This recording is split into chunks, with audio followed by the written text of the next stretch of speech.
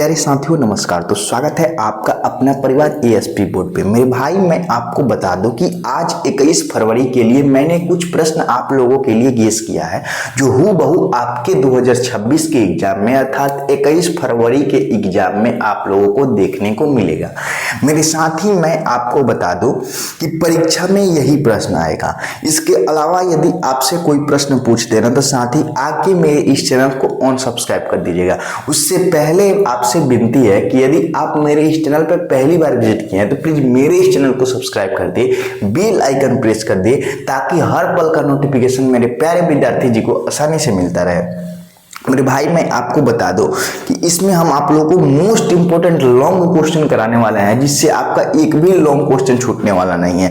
Most important long question होने वाला है। साथ ही ये आपके साइंस का जो आपका 21 फरवरी के दिन एग्जाम होने वाला है ना, उसी के लिए होने वाला है। आप अपने लिए 20 नंबर पक्का कर लीजिए मेरे भाई, जो आप 2026 में एग्जाम देने जा रहे हैं। मेरे भाई इस वीडियो को लास्ट तक जरूर देखिएगा। आपसे विनती है कि यदि आप लास्ट तक जरूर देखते हैं ना तो आपका 20 नंबर कहीं नहीं जाएगा। इसी से आपका दीर्घ अर्थात लॉन्ग प्रश्न पूछे जाएंगे। चलिए बच्चों बिन देरी करते हुए हम उस प्रश्न की ओर चलते हैं। कौन कौन से ऐसे प्रश्न हैं जो आपसे इस बार एग्जाम में पूछे जाने वाले हैं। तो बिन देरी करते हुए उस प्रश्न की ओर चलते हैं। मैं आपको फिजिक्स केमिस्ट्री बायो सारे का दीर्घ बताऊंगा। यदि आप उतना तैयार करके जाते हैं ना साथ ही तो आपका दीर्घ एक भी नहीं छूटने वाला। चलिए बच्चों बिन देरी करते हुए हम अपने प्रश्न की ओर चलते हैं। प्रश्न की ओर चलने से पहले आपसे एक विनती है, आपसे एक छोटी सी रिक्वेस्ट है कि आप पहली बार मेरे चैनल पर विजिट करें, आप पहली दफा मेरे चैनल पर आए हैं ना तो प्लीज मेरे चैनल को सब्सक्राइब कर दिए, बेल आइकन प्रेस कर दिए ताकि हर पल का नोटिफिकेशन मेरे प्यारे विद्यार्थी जी, मेरे प्यारे साथियों को आसानी से मिलता रहे। चलिए बच्चों धन्यवाद, आगे बढ़ते हैं और आपको प्रश्न बताते हैं। तो प्यारे बच्चों आपको जो स्क्रीन पे दिख रहा है ना वो यही सब प्रश्न है और यही मेरा चैनल होने वाला है एएसपी बोर्ड करके, जो आपको यूट्यूब पे आसानी से सर्च करिएगा तो मिल जाएगा। आप जाके उस पे एएसपी बोर्ड को सब्सक्राइब कर दीजिए। जितना अच्छा परिवार आप बढ़ाएंगे ना तो आने वाले भविष्य में आपके भाई और बहनों को इस पे फ्री ऑफ कॉस्ट शिक्षा दी जाएगी। मेरे भाई मैं आपको बता दूं कि मानव में पाचन तंत्र का वर्णन, सबसे पहले आपको बायो का फर्स्ट प्रश्न जो है ना विद्यार्थी जी, उनमें आपको मानव में पाचन तंत्र का वर्णन, जैसे आपका मुख गुहा से स्टार्ट होगा, ग्रसिका या ग्रासनली, छोटी आंत बड़ी आंत से होते हुए ये आपकी संपन्न होती है। ठीक है विद्यार्थी जी, तो इसको आपको देख कर जाना है कि मानव में पाचन तंत्र का भूमिका, आप मानव में पाचन तंत्र को वर्णन करें। ये प्रश्न आपको दीर्घ में देखने को मिलेंगे। विद्यार्थी जी अगला प्रश्न आपका रहेगा कि रक्त क्या है, ये भी आपका बायो का प्रश्न है। अगला रहेगा आपका कि रक्त क्या है। विद्यार्थी जी रक्त क्या है, रक्त को परिभाषित करें, रक्त के संघटकों का वर्णन करें। इन सारे रक्त क्या है इतना ही नहीं पूछेगा, रक्त क्या है वर्णन करें। अर्थात रक्त एक तरह का तरल संयोजी ऊतक होता है। यह मुख्यतः 4 प्रकार के पदार्थों से मिलकर बना होता है, आरबीसी, डब्ल्यूबीसी, प्लेटलेट्स, प्लाज्मा। आपको आरबीसी के बारे में लिखना है कि आरबीसी को रेड ब्लड सेल कहते हैं, डब्ल्यूबीसी को व्हाइट ब्लड सेल कहते हैं, प्लेटलेट्स होता है, प्लाज्मा होता है। आपको आरबीसी का जीवनकाल 120 दिन होता है, डब्ल्यूबीसी का जीवनकाल 7 दिन होता है।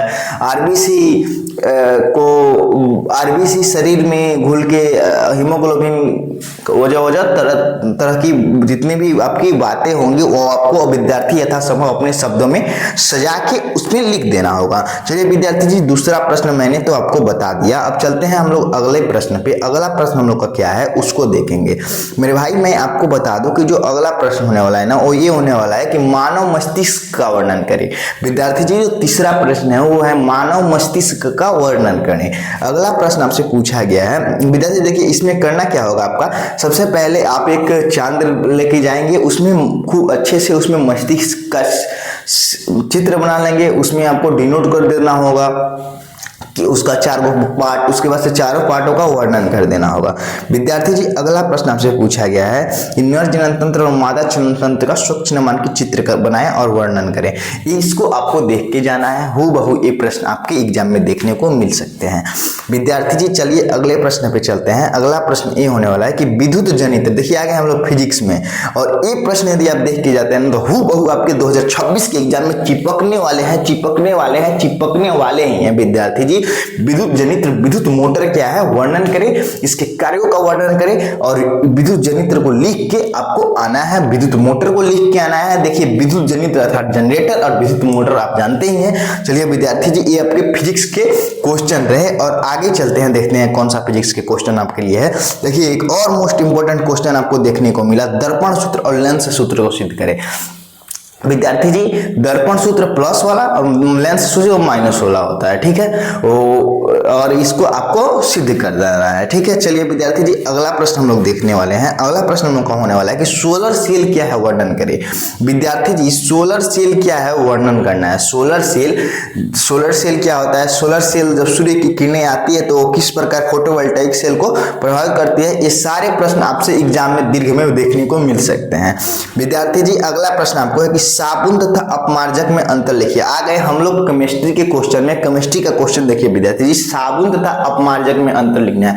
साबुन लंबी श्रृंखला वाली कार्बोक्सिलिक अम्ल की एक थोड़ी इसके दो सिरे होते हैं, एक जल रागी जल विरागी, इस तरह की इसमें बातें होती है जो आपको हम हो बहु तो इस समय नहीं बता सकते हैं, बट वो इंपोर्टेंट प्रश्न करा सकते हैं जो आपके एग्जाम में देखने को मिलेंगे। तो विद्यार्थी जी ये सारे प्रश्न आपके एग्जाम में देखने को मिलेंगे। आप हूँ बहु जाके इसकी तैयारी करके इसको जाके अपने एग्जाम में आसानी से चिपका सकते हैं और आके बोल सकते हैं कि सर जो आपने बताया था वही दीर्घ में आया था।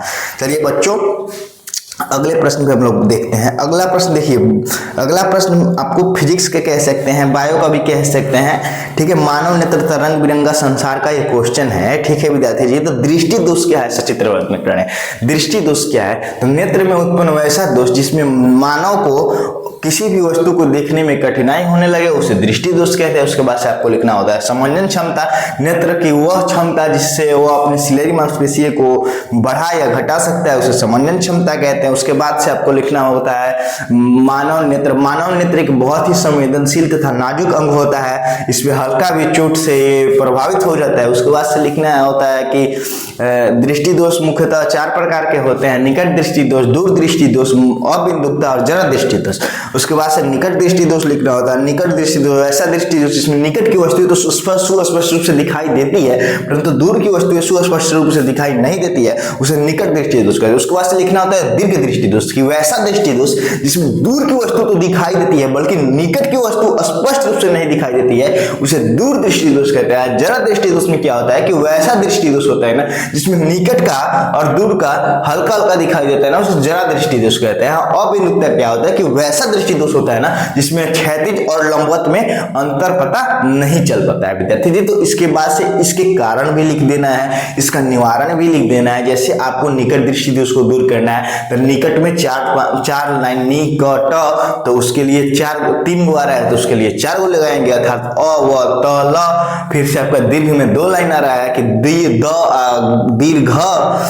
फिर से उसके लिए आपको 3 गो लगाना है जैसे उ त ल।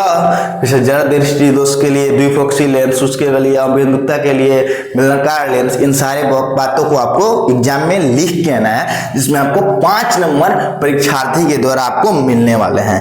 विद्यार्थी जी चलिए अगले प्रश्न को देखते हैं। अगला प्रश्न हम लोग का ये होने वाला है कि अम्लों के रासायनिक गुणधर्म तथा भौतिक गुणधर्म को लिखे।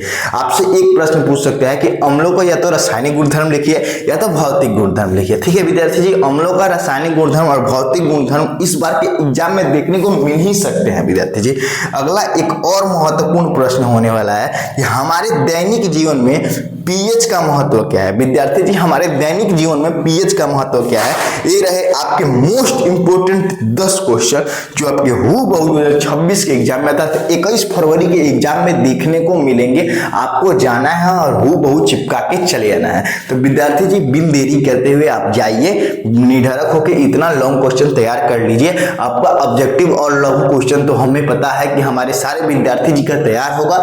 लॉन्ग में दिक्कत होता है, हर चीज की लॉन्ग में दिक्कत होता है, हर सब्जेक्ट के लॉन्ग में दिक्कत होता है। तो विद्यार्थी जी जाइए और इस प्रश्न को चिपका के आइए और आके बताइए कि सर आपने जो बताया वही आया, सर आपने जो बताया वही आया, सर आपने जो कहा था वही आया, सर आपने जो कहेंगे वही आएगा। तो विद्यार्थी जी जाइए चिपकाइए और अपना 20 मार्क्स क्लियर कीजिए। चलिए बच्चों धन्यवाद लास्ट तक देखने के लिए। यदि आप मेरे इस चैनल पर पहली दफा विजिट किए हैं तो प्लीज मेरे इस चैनल को सब्सक्राइब कर दे, बेल आइकन प्रेस कर दे ताकि हर पल का नोटिफिकेशन मेरे प्यारे विद्यार्थी जी को आसानी से मिलता रहे। चलिए बच्चों, धन्यवाद।